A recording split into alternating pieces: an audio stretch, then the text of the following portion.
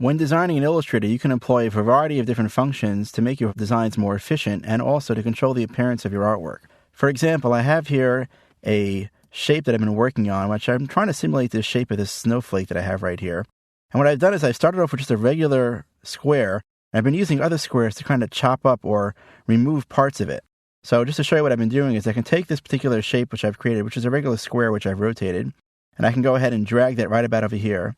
And then with both of these shapes combined, I can go to the Window menu and choose to open up my Pathfinder panel. Pathfinder panel allows me to combine different objects and perform functions on them. For example, if I choose Subtract here, I can now basically remove that particular shape from the overall shape that I've created here. Now that shape is still here, and that's something which Illustrator calls a compound shape, and that allows me to continually kind of adjust and see how my design is going to look when I move it around. Now I may be happy where it is right now, but the reason why this is also an important feature to know about is because I can now select this entire shape right now and copy and paste into Photoshop, and it will turn into a Photoshop shape layer, which I can continue to edit as vectors inside of Photoshop as well, which is a pretty cool feature. But I can also basically take these right now and click on the Expand button, and that way I no longer see that part there.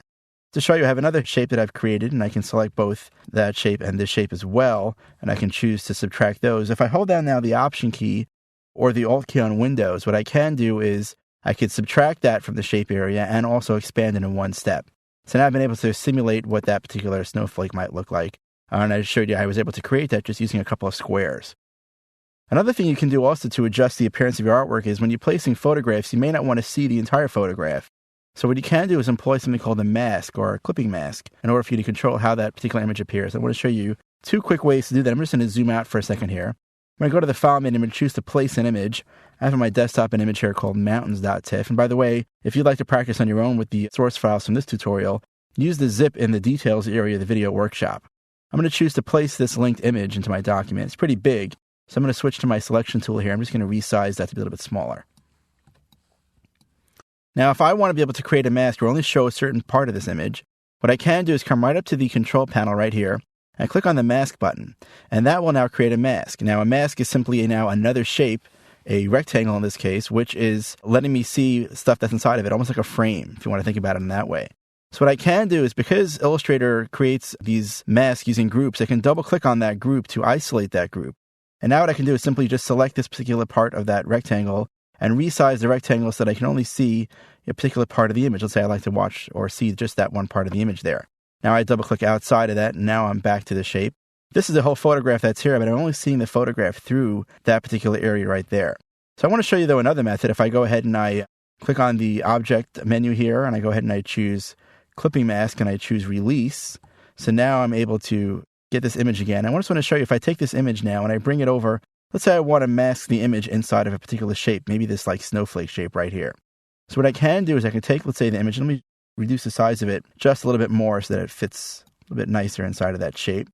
And what I want to do is I want to send it to the back of the stacking order. I'm going to go to the Object menu, choose Arrange, Send to Back, because what I need to do is when you create a mask, the shape that you want the object to be into must be at the top.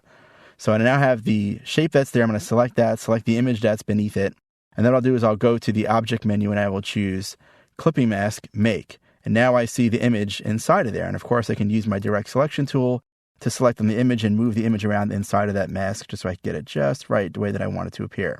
Now, one really cool thing before we kind of close out of this particular video is that I can take this particular image right here with the clipping mask and the image as well, copy it, and then jump over to Flash, and I can paste that right into Flash.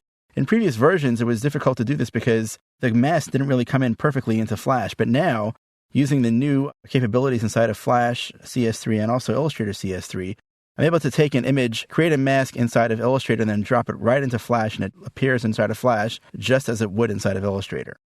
You might also want to take a look at the opacity mask video for more details on other types of masking found inside of Illustrator.